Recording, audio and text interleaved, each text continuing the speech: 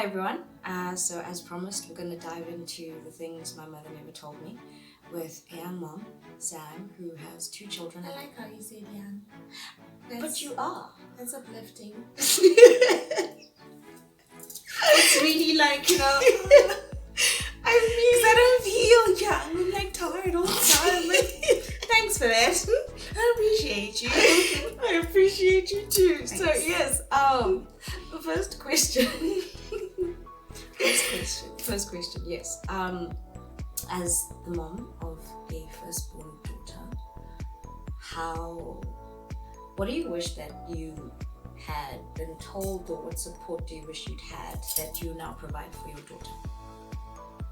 I think being allowed to process your emotions, to be allowed to feel how you feel and not feel guilty for feeling how you feel, because most parents will be like, oh no, she's moody or whatever, or she's going through something, but they won't really ask what is the something that you're going through. And I sort of get it. It's not like they don't care about you, but your parents are also going through something. Yeah. Because I stay going through something, and it's burnout. It's you just have you have your own life as a person, and then you have to have a life as a parent, and you have to somehow balance all of that, and it never balances.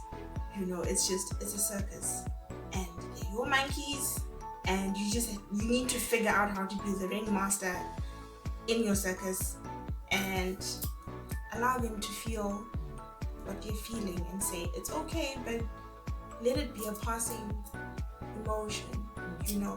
I think it just helps them to be a lot more emotionally intelligent, because you're at school, you're learning how to be, what's the word, intelligent with books. Yes. But they don't teach you how to be intelligent with your emotions.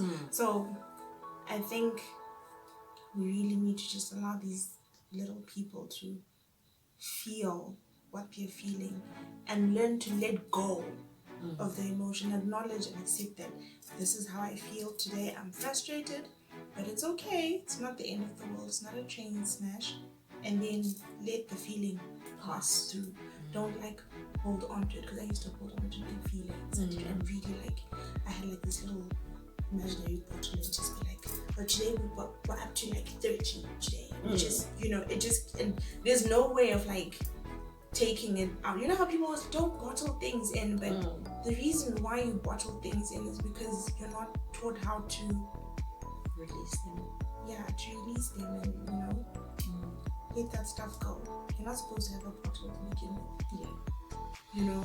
You really shouldn't have a bottle of feelings where you just don't have a bottle. That's what I tell her. Don't have a bottle. We're not bottling anything in. Let it all out. Yeah, just let it all out. And I think as a parent, you just have to be brave and sit there and let them do what they're doing, because most times you're like, I don't have time for this. I need to go do stuff. I don't have time for this little meltdown you're having. But you need to sit through the meltdown and help them process whatever that looks like. You don't necessarily have to try and fix it, but allow it to happen and to go.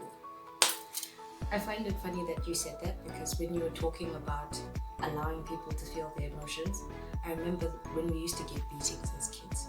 You'd cry, and then you'd cry yourself out, and you'd have the stage where you're like and then parents would then tell you, if you keep doing that, I'm gonna beat you some more, because you seem to be, So even in the moments of being disciplined, we didn't have the space to feel our feelings and to allow them to pass. So suppressed resentment would come up. I think you're even lucky if you're allowed to cry. Yeah. Because most times I'm like, truth is sweet. And you're like,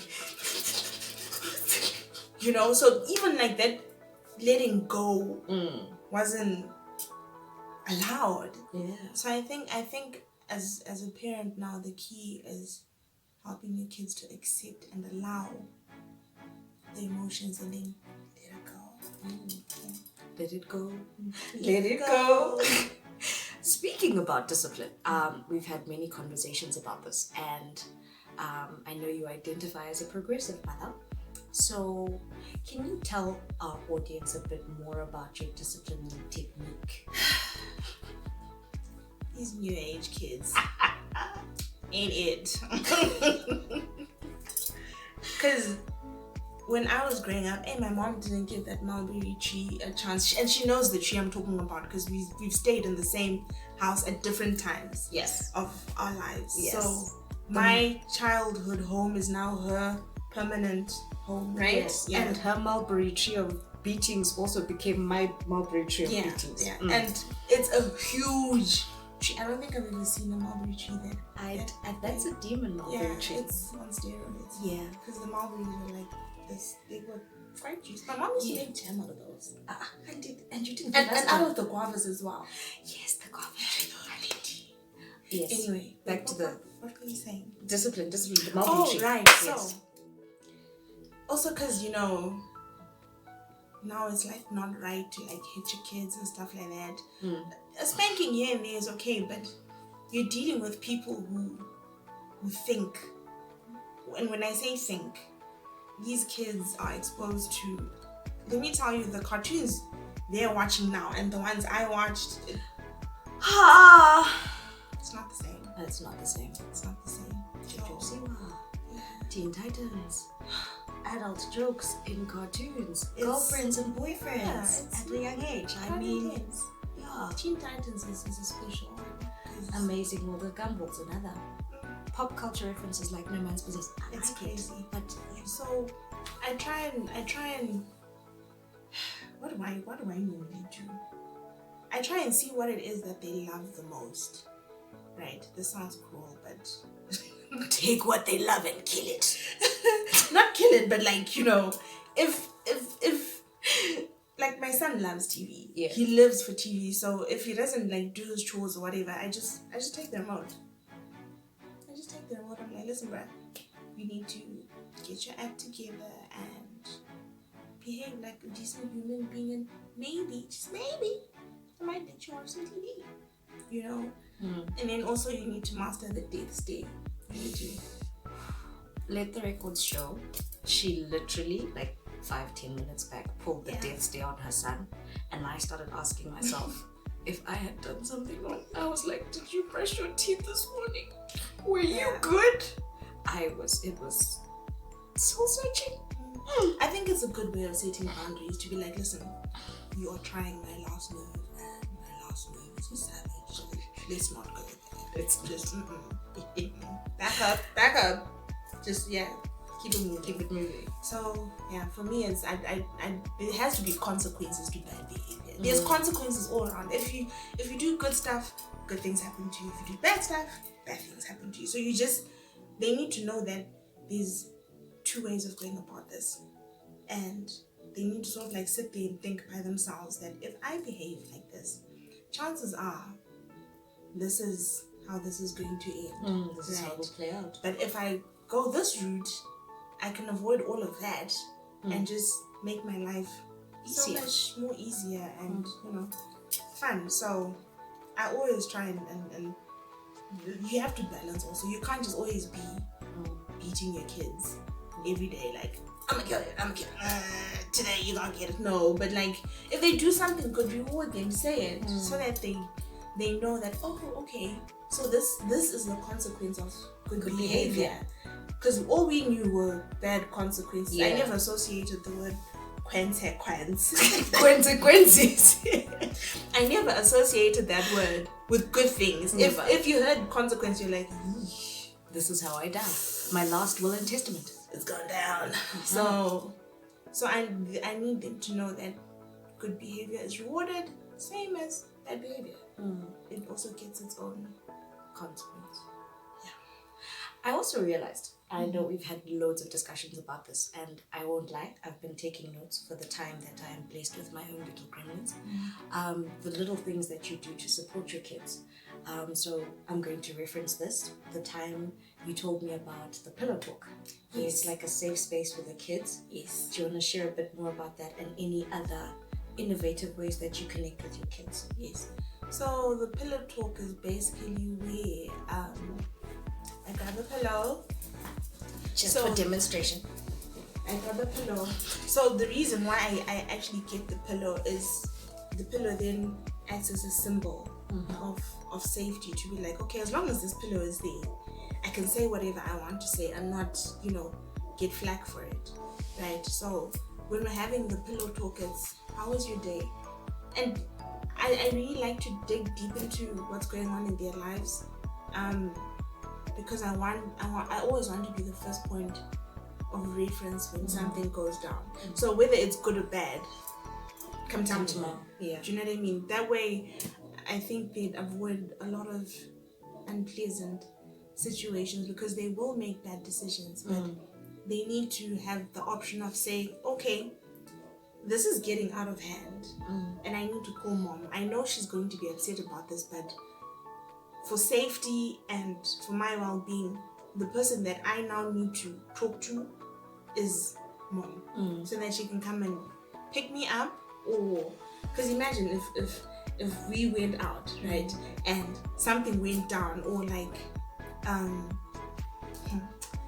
there's a day we went out and we had an accident, and the person we went out with had stolen the car. So already you're supposed to be sleeping in your house, huh? Yes. Already you're out somewhere and they stole the car. And it was a minor accident. It wasn't like, it's like they went over one of those little islands in the road. Yeah. And so now you're in trouble. Yeah. Okay. For jumping out of the house, and the car is damaged.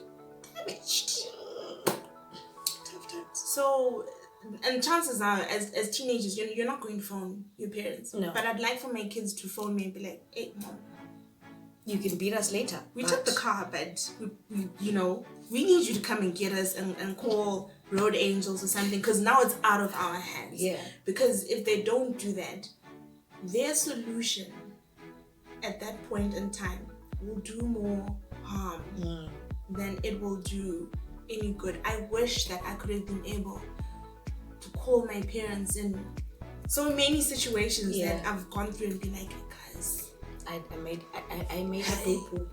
Tense. He's tense. Come pick me up. I have so many of those as well. Right? I'm just referencing the fact that at all of these junctions, my parents were not the first people. They weren't. They were literally not.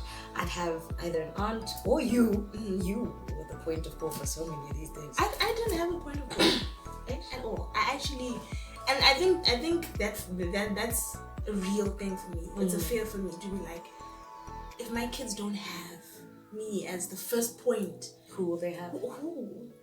And so that, I think that's the point of the whole pillow talk, to say, even if you know that what you did was wrong or it wasn't necessarily like good behavior or whatever, at this point when we have this pillow here, you can tell me and we'll talk about how to deal with it in future. Like if you're presented with the same kind of scenario, like this is how you should have handled the situation. I won't punish you during pillow talk for whatever it is that you want to tell me, because I need you to feel that it's a safe space, and also accept that I will be upset by what you have done, but I still love you.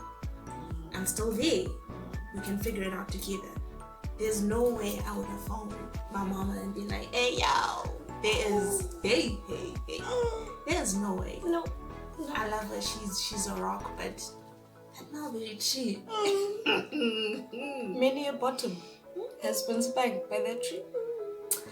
So I think that's my way of supporting them, to just say, I'm here, good or bad. I'm here.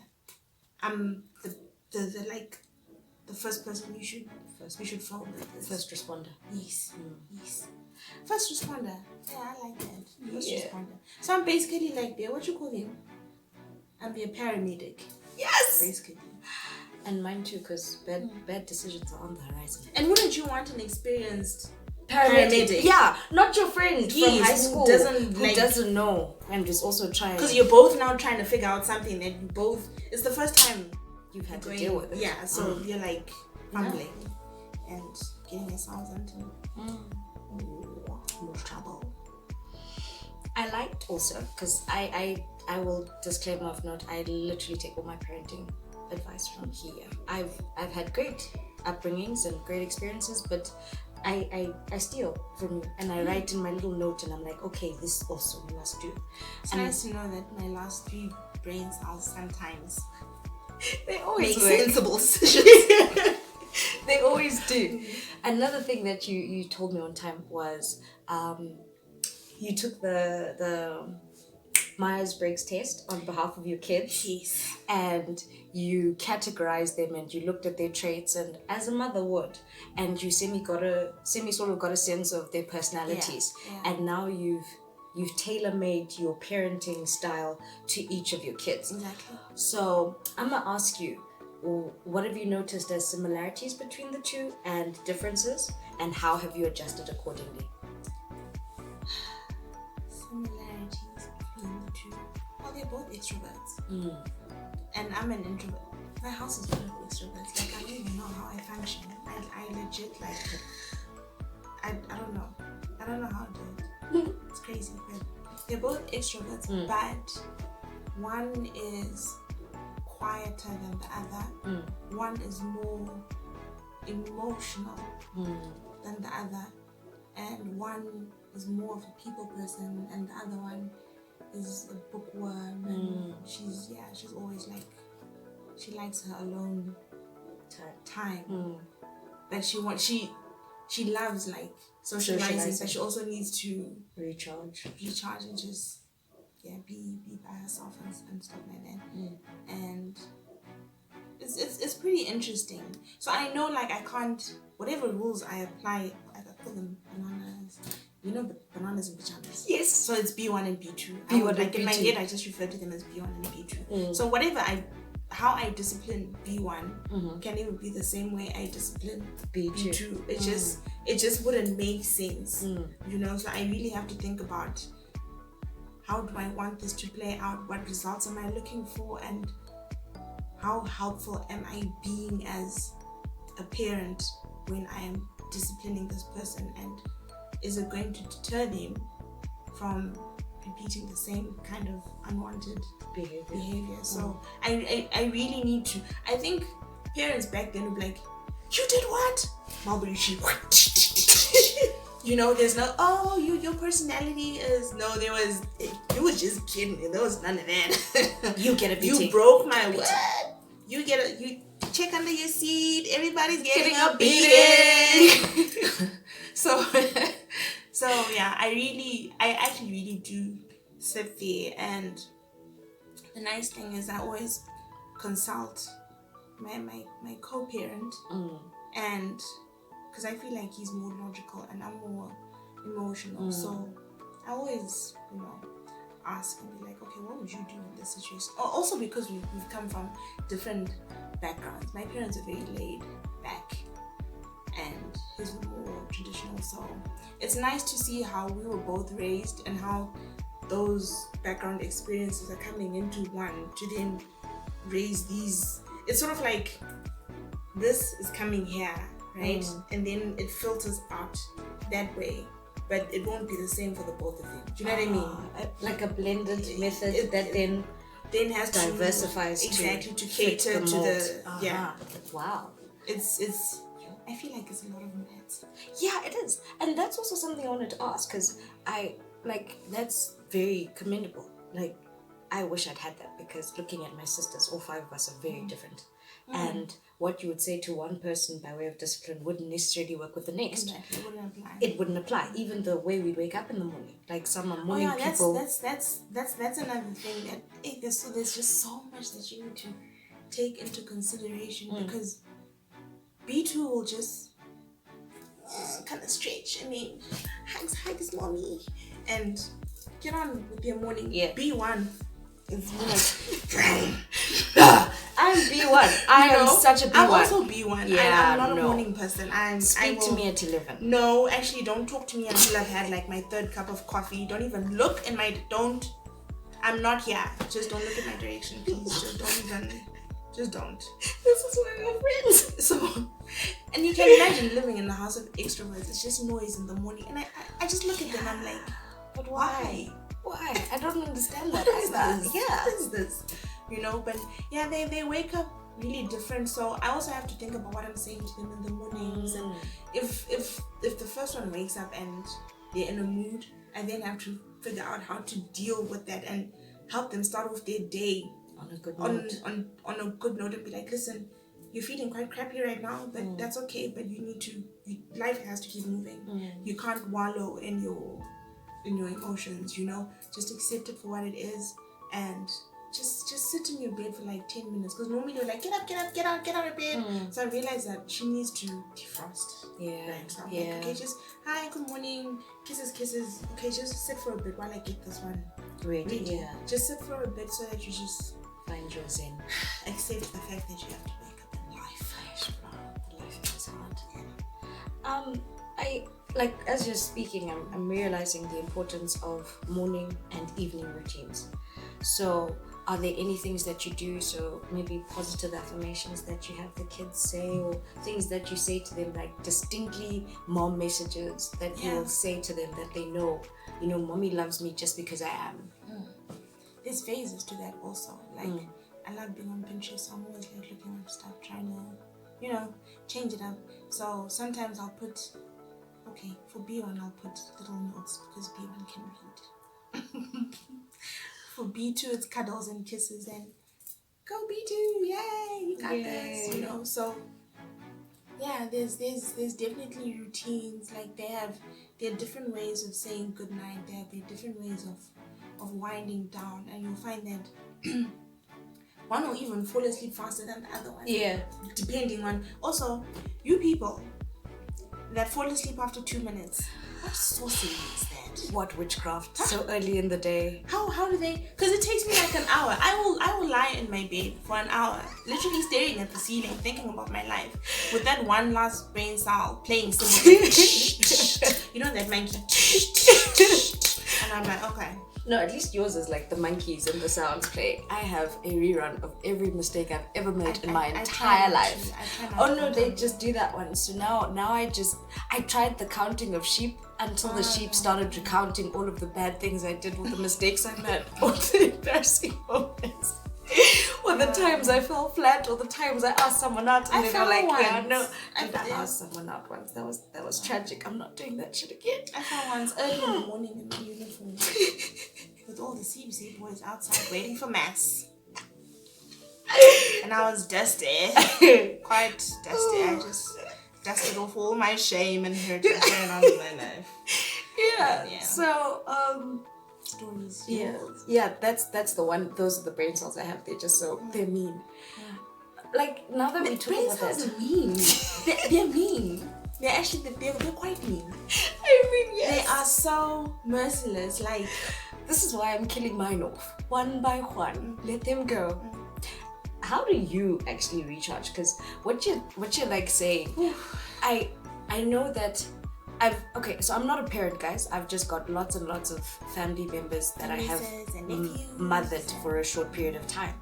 And what you're explaining, what you're saying is hectic. It's like a lot of work. And parenting isn't hard in the sense of if you have a set criteria or standard of how you want to raise your kids and you're intentional about it. If you're intentional, there's a sense of purpose.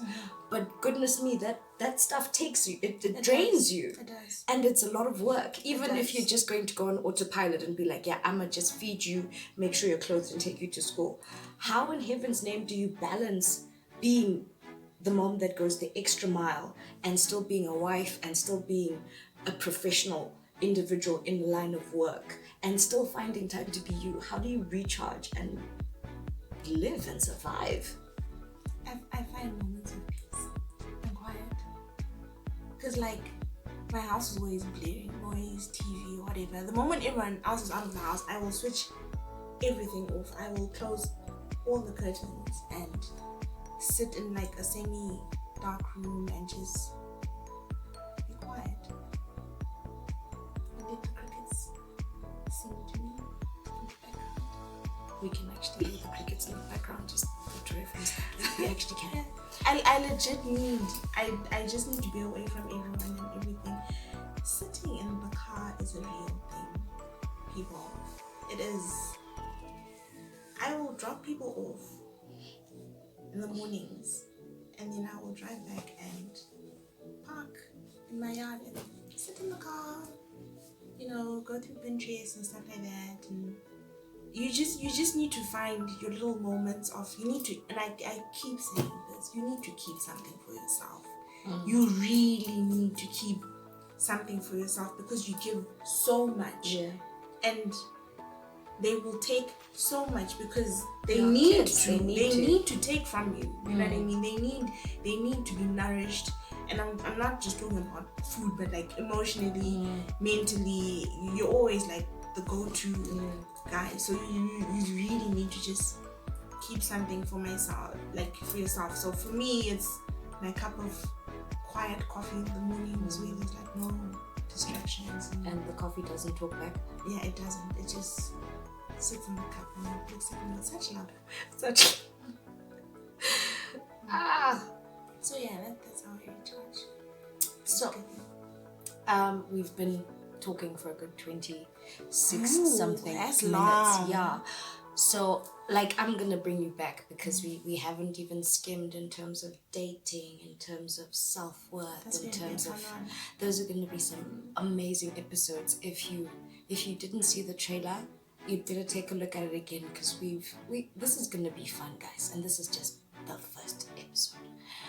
My final question to you would be, I'm a young would-be mother. Hashtag my ovaries would like kids.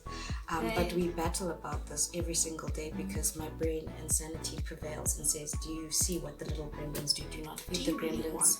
Do not pet the gremlins. Do not love the gremlins. Don't feed it. It'll go away. Just let it go. What advice would you give to young women who are considering becoming mothers, or want to go into that phase of their life? And what advice would you give them? I think first of all, really ask yourself why you want to have kids. Because there's always the aunties, the go-boys. Oh, when are you gonna have kids? Your clock is not ticking. It is not ticking. There is no clock. Okay, there is no clock, right? But if you're like in your 40s, we can start talking about. If you're not in your 40s, there's no clock. Wait, okay? You really need to ask yourself, why do I want to have kids, and am I in the right emotional space to have kids? Because having kids needs a certain level of maturity. Like there really is no other way. You need to be somewhere emotionally, like you need to be mature to like a certain extent emotionally. I'm not talking about age here. I'm talking about, because you can have like someone in their late 30s still acting like a 4-year-old office.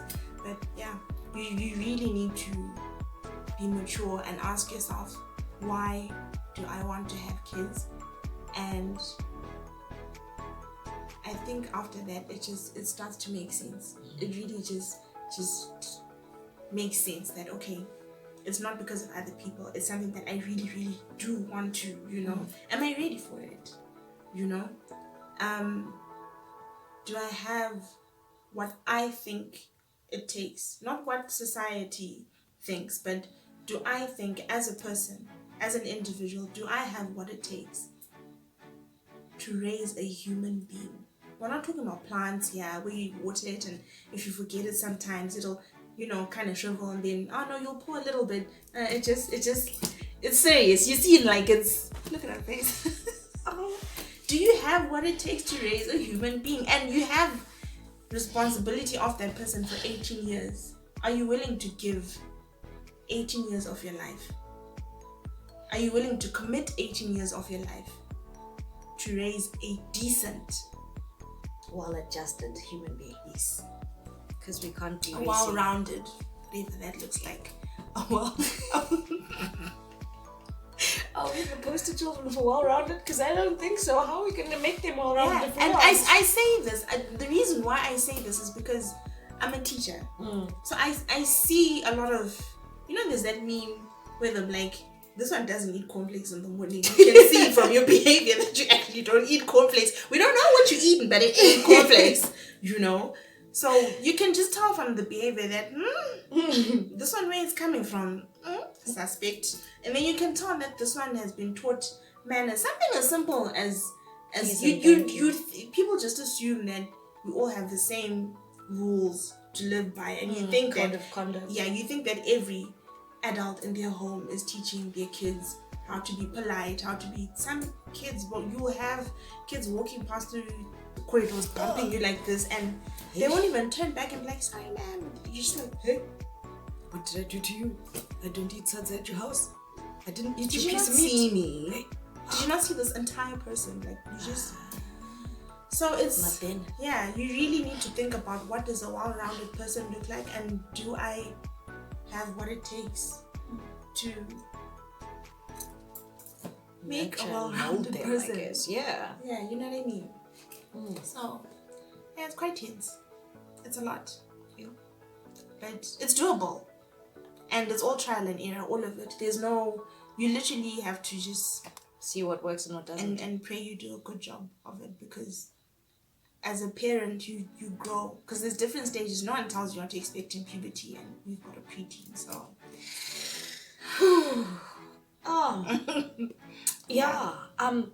Very sound words of advice and wisdom.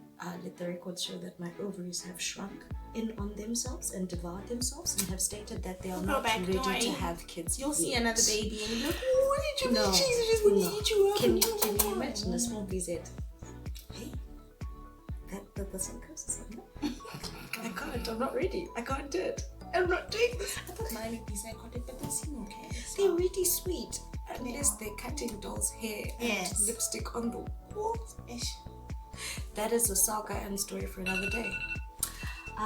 As for now, this has been amazing. It has. And it's been so much fun. Hence, it's been like sense. I hope I hope you guys learned something. Please share comments below. And, and let us know what you'd like to hear Sam talking about. I'd also like to know your points of view, your POVs. I learned what POV means, because it's all over TikTok. Yes, point of view, especially for the writers and the authors. Yeah, point of view. I was like, what? POV? What is that? You learn every day. So I'd like to learn from you. I really would. If you have parenting advice, please. And parenting expertise. Help me out. Help me out. Especially y'all with preteens or teenagers, because hey, I was not prepared for this. To all of you who miss or would like the smell of newborn babies and would like to go and love other people's children and then take them back because we're not ready, I'm going to start a support group. And if you know any kids that need to be looked after, I'm there. Unless they poop, pee, need to be fed, burp, they cry, then I'll take them back to their parents. Those are the services I'll be offering. So if you have any kids that you know, recommend a friend. I should played with kids. I've seen. We'll fight about this after the chemicals, but yes. Thank you so much for joining us today. It's been an absolute pleasure, even though we tried how many times? Yeah.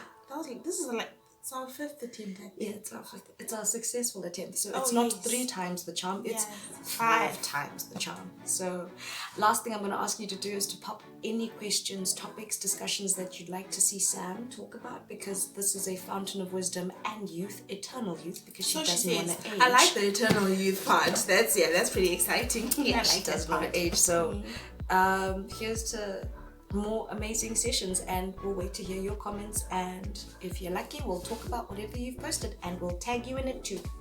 Thank you guys. It's been fun. Bye.